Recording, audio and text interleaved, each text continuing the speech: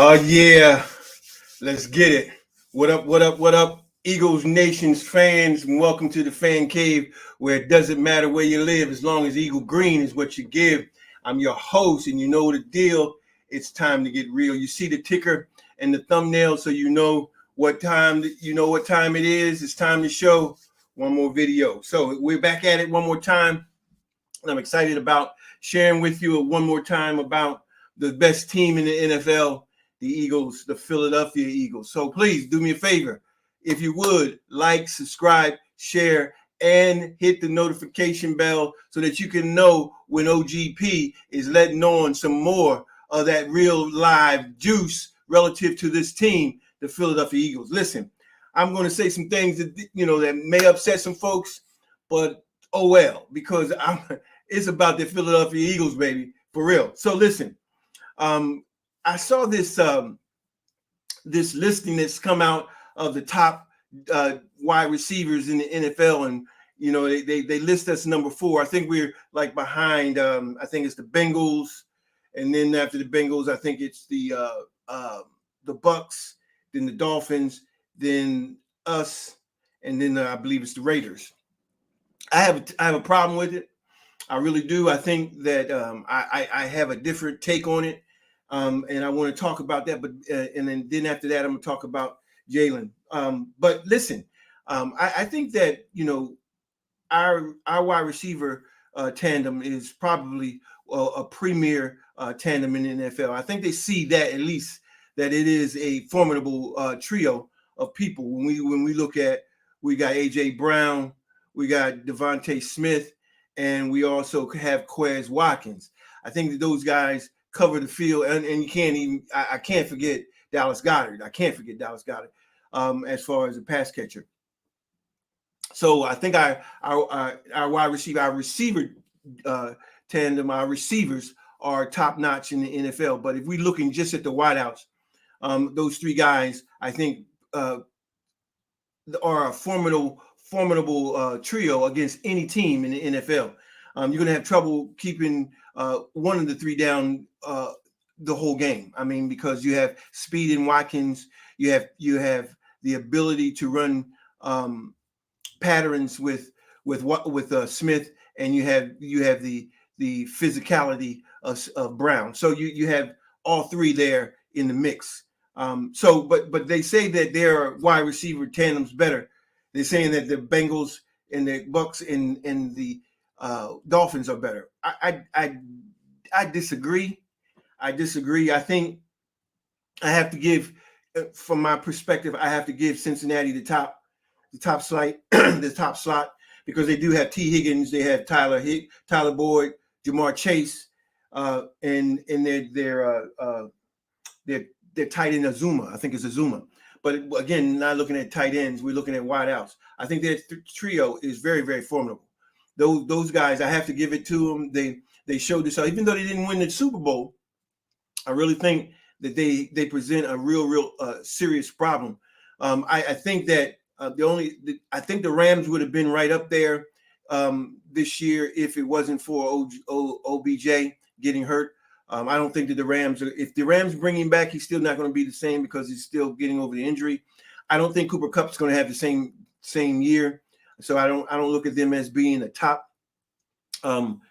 tandem, because even though they won the Super Bowl, I still pick Cincinnati's tandem over the Rams. So, but that's the number one. I would have to say the number one wide receivers would have to be Cincinnati. Number 2, in my book, I think it's going to be Miami. Miami has the second best 3 in Waddle, Parker, and Tyreek Hill. I mean, Tyreek Hill is going to make any team better, and any team that loses Tyreek Hill is going to be worse. So Kansas City is not going to be as good as they were without Tyreek Hill. So Tyreek Hill is making the difference in the landscape with the Miami Dolphins, just like AJ Brown does with us. And that's why I say that we are number 3. I think that we have the number 3 tandem in the NFL with Smith, Brown, and Watkins. I think, and it would probably even better if we were to add the tight end. I think because I think Goddard's better than Azuma. But so, and I think that he's also better than the wideout for the Miami Dolphins as well. So, but I think that just wideouts, we have number three. I think the number three tandem in the NFL. I think we are able to cover the field in every aspect. Whether it's a deep threat, if that's patterns, running patterns, and or physicality. And then I also think we have also with Goddard, if you're going to add Goddard in there, I think we have pass catching tight end who also has size and able to get yak. The only problem I have with Goddard is that he has demonstrated some lack of concentration sometimes, and he drops passes that he should not be dropping. I mean, when we look at the Eagles last year, I think we had some like 20 drops. I believe 4 of them were Goddard's. 4 of them were Goddard's, and that's shouldn't happen with a tight end who should be the safety blanket for his quarterback. When you look at tight ends like Dallas's tight end, boy, don't drop no passes, man. So, and there's other tight ends, don't drop passes. But the bottom line is when Goddard is at the top of his game, there's not many. There's maybe a handful that are better than him, maybe not even a handful better than him. So I think we have the third ranked or third best tandem of wide receivers in the NFL. Number 4, I would say I would give it to San Francisco. San Francisco, namely because of Deebo Samuels. You can't overlook Deebo. Deebo is he's got that physicality like AJ Brown. He has that ability like AJ. They're similar. AJ Brown and Deebo Samuels are similar. And I mean most of us would probably take Deebo. And I probably would too, but I think there's one and 1A, and so I don't think we're missing much with getting AJ. So and I think AJ may be younger. I'm not sure about that one. But so if that's the case, we're probably getting the better of the deal. So I like Brandon Ayuk. I think Brandon Ayuk is a beast, and he serves us up. They're gotta be players. So I like Brandon Ayuk. You can't. Jennings is good, and then you can't overlook. If we were going to count tight ends, you can't overlook George Kittle's probably one of the top 3 tight ends in the league. So yeah, I'll give them that, but I still say overall our wide receivers, because I don't think Jennings is better than Quez. I really don't. That's just my take on it. So I think that we have a better tight ends. We have a better WR core trio than San Francisco. The last one that I'm going to pick, I'm going to say is the Raiders. The Raiders have the 5th best tandem of wideouts, and I think that's a lot because of Devontae Adams. Adams coming over like Tyreek has changed that team, has changed their ability to make plays. But here's the thing, Derek Carr. I hear everybody talking about, Jalen. I mean, what has Carr done? Really, what has Carr done? Where has he proven that he is a top flight quarterback? I haven't seen it. And he's been in the league for a while.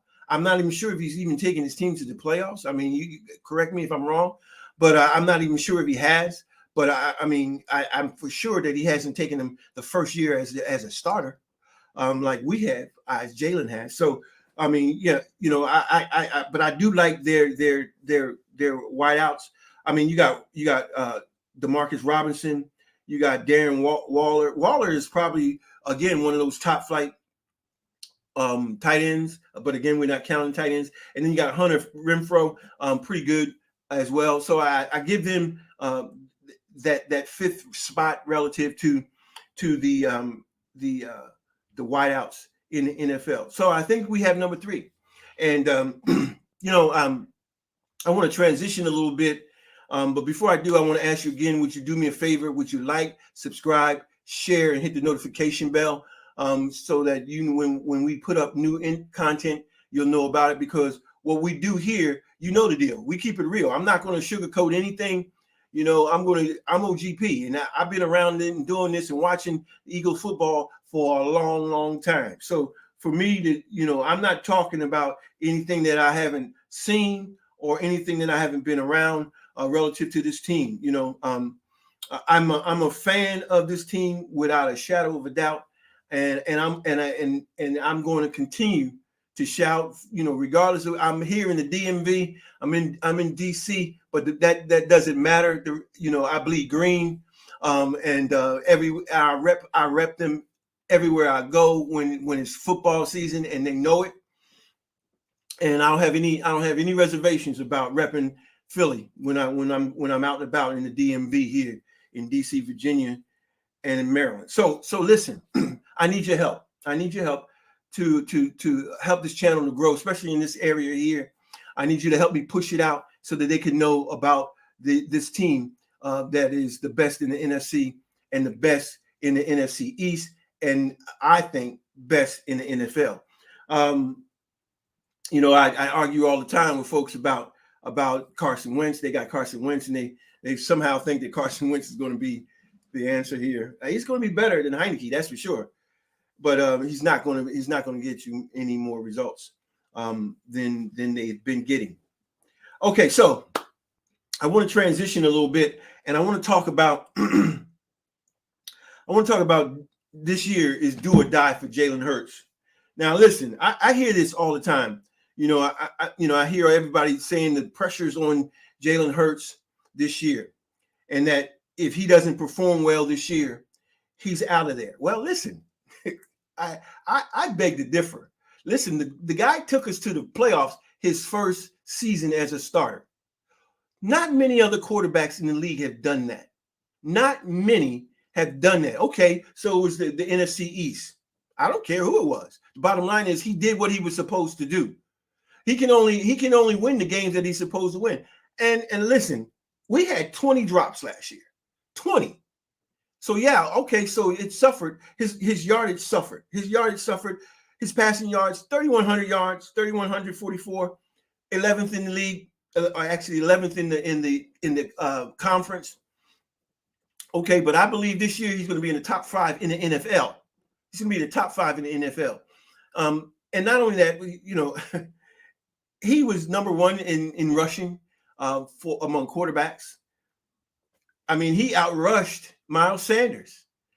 He had 784. Miles Sanders had 754 yards last year. Okay, Jalen averaged 52.3 yards per game rushing. He outrushed his own running back.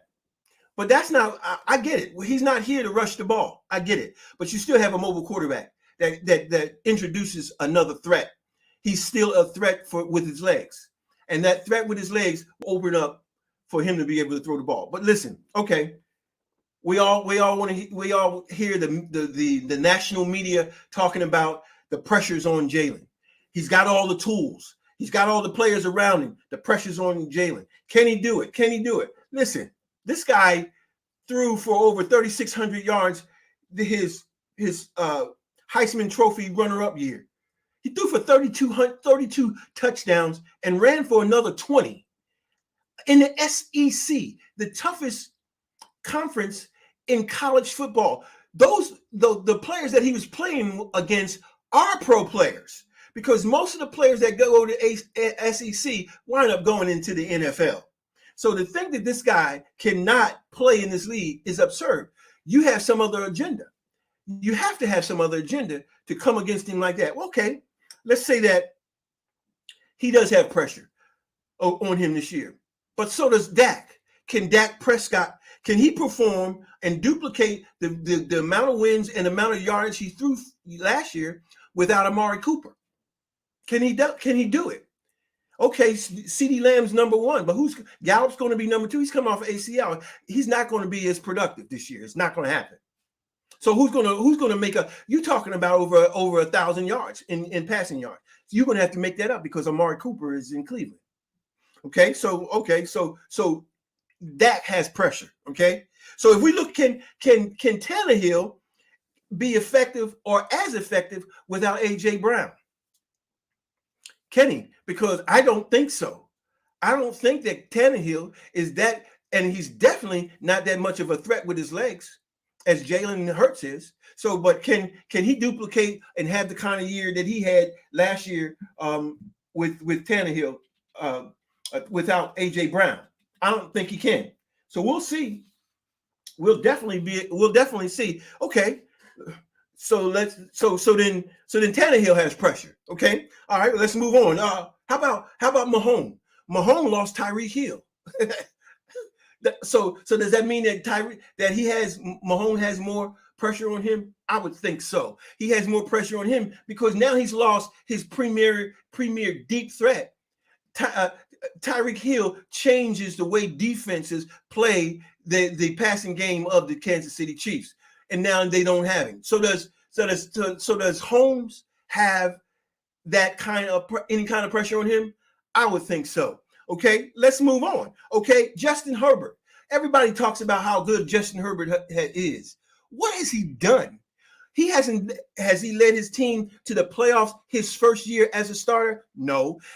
What has he done? Everybody talks about how good of a quarterback he is. He hasn't done anything. So is the pressure on Justin Herbert to elevate his game and do it and take his team to the playoffs? Yes. If it's not, are we looking at someone that we can say that may not be all that everyone is making him out to be? Possibly, but possibly not. But the bottom line is he hasn't done what Jalen has done, nor is he the dual threat that Jalen is. Okay, so does Justin Herbert have pressure? Yes. Okay, so let's look at Joe Burrows. Joe Burrows, dynamite season. Took his team to the Super Bowl. Dynamite season. They had a poor offensive line, and he still was able to do some things. They improved the offensive line this year, so they got him more protection. Should he be able to go to the Super Bowl and win this time? Because he's got premier wideouts. So should he be able to go and do what he wasn't able to do last year? So does Joe Burrows have more pressure on him? Yes. So here, we always hear that Jalen Hurts has this pressure on him. Every quarterback has pressure on him. So to think that Jalen Hurts is the only quarterback that have pressure is hype. It's the kind of stuff that they're trying to do to put pressure on him and not on and focus on other quarterbacks. Well, listen, you know the deal. I'm gonna keep it real. These quarterbacks have pressure on them too, and I'm not done yet. How about Josh Allen? What about him? He wasn't able to get past the Bengals. Oh, sure, they had a shootout, but he lost. So the bottom line is, can he take his team to the next level this year? Can he get to the Super Bowl? So is there pressure on Josh Allen this year to get his team to another level? I dare say the answer is yes. So this whole idea that Jalen Hurts is the only quarterback that has immense pressure on him is a bunch of hogwash, because the bottom line is, if we look at Matt Stafford took his team to the Super Bowl and won. Oh, but listen, they don't have OBJ now. And they're talking about Cooper Kupp. Gave him all this money. Is he going to duplicate the year he had last year? I would doubt that Cooper Kupp is going to duplicate the same year that he had last year. And one of the things that was the difference maker was OBJ. OBJ freed this guy up and allowed this guy to be able to do some of the things that he was able to do. But if you look at that Super Bowl, if OBJ doesn't get hurt, OBJ was on his way to the MVP. He was on his way, not Cooper Kupp, not Matt Stafford. OBJ was on his way to MVP. And it hurt my heart to see him go down, but it is what it is. It happens in the game. But listen, does Stafford have pressure on him without OBJ? Does he have pressure on him now that they gave Cooper Kupp all this money? Yes. Can he do it again? That's pressure. Can he repeat? That's pressure. But Jalen Hurts has so much pressure on him. No, he doesn't. No more pressure than he's ever had, because this is a young man who's been a quarterback since his high school when he played for his father. And that's pressure. Is going to be pressure right there. You got to go into the house every night with your coach, who's going to be badgering you and this and that and talking his whole life, man. his whole life. So how can he be under any more pressure than he has been, right? How can it? Okay, but hey, how about Russell Wilson? Russell Wilson played for Seattle, left Seattle, and now he's in Denver. So now, so is he going to be better in Denver? Or is he going to be able to take Denver and elevate Denver to another level? Or will he miss the continuity that he had in Seattle with the players that he had there? Is that pressure? Yes, it is. It is. So when we start talking about him having pressure, he has pressure on. I can go on. Does Aaron Rodgers have pressure on him? He took all the money. He took everybody's money. He didn't leave any money on the table for anybody else. And he didn't leave any money for Dante Adams. Dante said, well, forget it. I'm out. Since you don't need me, you don't need me. You don't want to see me get paid, and you want to take everything. You're going to take all the money, not leave, because you think that you're the man, that you're the only one that matters. Tom Brady leaves money on the table for players to ensure that he puts the right kind of players around him. But not Aaron Rodgers. Not Aaron Rodgers. Nope, not Aaron Rodgers. When's the last time he's been in the playoffs? 2019? But this is the dude, this is the guy who's won MVP 2 years in a row, but in the last 2 years, he hasn't taken his team to the playoffs. But he's the MVP. Huh? How does that work? How does that work? I don't get it. I really don't get it. And it goes on. What about Kirk Cousins? What has Kirk Cousins done? What? But he doesn't he have pressure on him? Doesn't Rodgers have pressure on him? My point is this, Eagle fans, is that Jalen Hurts has no more pressure on him than any other quarterback in the NFL. But for some reason, every time Jalen Hurts' name is mentioned, it's all about the pressure that's on him. But we don't hear nothing about the pressure that's on these other quarterbacks. Why is that? Why is that? Why don't we hear the pressure that's on Josh Allen? Why we don't hear the pressure that's on Justin Herbert? Why we don't hear the pressure that's on Matt Stafford? Why we don't hear that? Why is it that we only hear about if Jalen Hurts doesn't prove himself, he's out of there? Well, how long was Matt Stafford with Detroit and did nothing? How long was he with them? And no one said anything or questioned whether he should be out of there or not. Why? Why is Jalen Hurts being put on the under the microscope after he didn't took the team to the playoffs his first year starting? Why is that? I know why, and you do too. All right. Okay, so the list goes on to every quarterback. Every quarterback has pressure. Every one of the quarterbacks have pressure on them. You know, this media hype and this psychological warfare against Philadelphia and against Philadelphia teams continue to be a media focus no matter what the sport. I was even looking at the movie that came out with Adam Sandler, right? I can't remember the name of the movie that just came out. The basketball movie where he uses the 76ers as a scout. And then at the end of the movie, the dude comes out wearing a Boston Celtic uniform. That is so insulting. That's what the media, the national media, thinks of Philly. They look at every opportunity to try to put down Philly sports, whether it's basketball, football, baseball, and so that they want us to be the bad guy. The real bad guy is the media that continues to project us as less than. But I'm telling you, this year we're going to show you something. We're going to show you what it's like to be the best in the NFL. Listen, the Cowboys put up a 40 burger on us and a 50 burger on us last year. They put up 92 points. I want payback. I want payback this year. And I don't want no Miles Sanders sliding. I don't want any sliding to not score touchdowns. You score. They have to stop you from scoring. If they can't stop you from scoring, you score. That's the name of the game.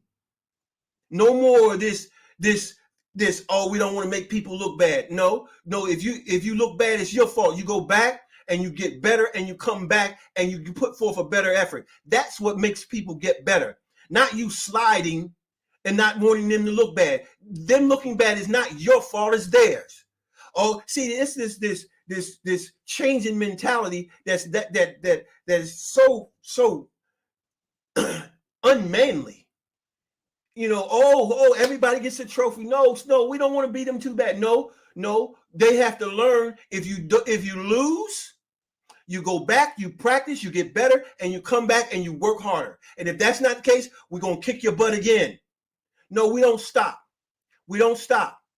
We put it on you, and we put it on you, and we put it on you until you do better. That's what's gonna make them get better. That's gonna make them get angry. I'm angry because of what Dallas did last year. A 40 burger and a 50 burger. We need to make sure that we turn the favor this year. And so, yeah, the media tries to look at us and tries to put us down and tries to make us, and they want to hype us up so that because ebbs and flows, we know ebbs and flows are going to happen during the season. And watch what happens with the media. If we take a dip, the first thing they're going to do is they're going to start hollering for Minshew. That's the first thing that's going to happen. They're going to start hollering for Minshew. Minshew is not Jalen Hurts. Minshew played against Dallas the last game last season, and they scored 26 points, and we scored 26. I believe it's 26, and they scored 51. Listen, I mean, Minshew is a good backup, but he's no starter. He's not. Excuse me. He's not a starter. He's a good backup. Whether he think he can do it, I mean, he could probably think he can fly, but doesn't mean he can. The bottom line is Minshew is not a starter. Minshew is a good backup, and I think that he would be appropriate and useful if Jalen were to go down. But I don't to think that he's going to challenge Jalen for the starting spot is ridiculous. And this whole idea about Carson Strong is even more ridiculous. That's even more ridiculous. It's even more ridiculous. This guy is a statue back there, and he's gonna take Jalen Hurts' place. It's ridiculous. It is totally ridiculous. So the bottom line is, listen, Jalen Hurts has no more pressure than any other quarterback. We have a top flight wide receiver tandem, right? And I haven't even started talking about the defense yet. I haven't even talked about the defense yet, but I'm gonna get to the defense next. Man, are you kidding me? Are you kidding me? Have you seen Jordan Davis standing next to Fletcher Cox? And Fletcher Cox is a beast. But have you seen the difference between these two guys standing next to each other? Man, please. And then you add Hargrave, Reddick. Man, listen, I haven't even got to that piece yet. I'm not even talking about that yet. I'll talk about it in the next video probably. But the bottom line is, I want you to know that it is not a do or die season for Jalen Hurts. Jalen Hurts is developing, and he's going to be a superstar in the NFL. He's a developing talent. And I believe that the Philadelphia Eagles see that, regardless of what the media, national media, and some of the local media says. The Eagles have gotten a diamond in the rough, just like they got a diamond in the rough with Jacoby Dean.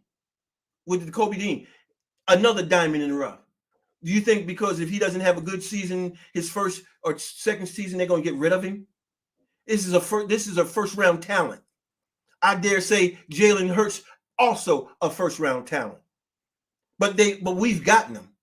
And so for some reason, we don't want to, in Philly, we don't want to wait for people to develop. We want them to come out and they're supposed to be Tom Brady and when Tom Brady wasn't Tom Brady in the first 5-6 years of his NFL career. But for some reason, Philadelphia fans have to think that it's got to happen right yesterday. That's illogical. I get it. We want winners, but you have to understand that winning is a process. And the process is Jalen Hurts is developing into a top flight NFL quarterback. Whether you like it or not, for whatever reasons you like it or not, are based on. The bottom line is he is developing into a top flight quarterback, and he's going to make steps toward that again this year. Yes, I keep talking about Jalen Hurts. Yes, because the media keeps talking negatively about him. So yes, I'm going to come and I'm going to share and I'm going to talk about the positive of Jalen Hurts. I'm not going to let you down my quarterback. Nah. You don't down any other quarterback in the NFL on the slide. No, it's not happening. Not under my watch. It may, some of these other content creators may let you ride with it, but not here. Not here. No, not in Eagle Nation's fan cave. You can forget it. No, we're not putting up with that. You're not going to dog our quarterback. He's going to the playoffs his first year as a starter. How many other quarterbacks that are playing right now have done it? How many? I don't know. But I would dare say that most of them have not. And we're going to do better this year. You watch. And then they'll get on the bandwagon. Even they're trying to get on the bandwagon now. You see what's happening. They're trying to get on the bandwagon now. But the bottom line is you can't get on this bandwagon. You can't get on this bandwagon. No, you can't get on it. We know what real fandom sounds like. We know what it really sounds like. It's phony. Some of you guys are phony out there. Phony. It's not hard to tell. It's not hard to tell. Local and national. Eagle fans can really tell. We know. Because we know how it sounds when we hear something that's really rooted in faith and belief in our team. And we can tell when it's not. Right? Well, anyway, I'm excited. I know we're getting ready to go through the doldrums of pre camp and everything like that, training camp. But it is what it is. We have to get ready. I know I'm looking forward to going down to camp. I'm going to spend as much time down there as I can. We're going to be recording from down there. I need your help to boost up my numbers so that we can be able to do that. I need you to like, subscribe, share, and hit the notification bell because it's OGP, man. It's OGP.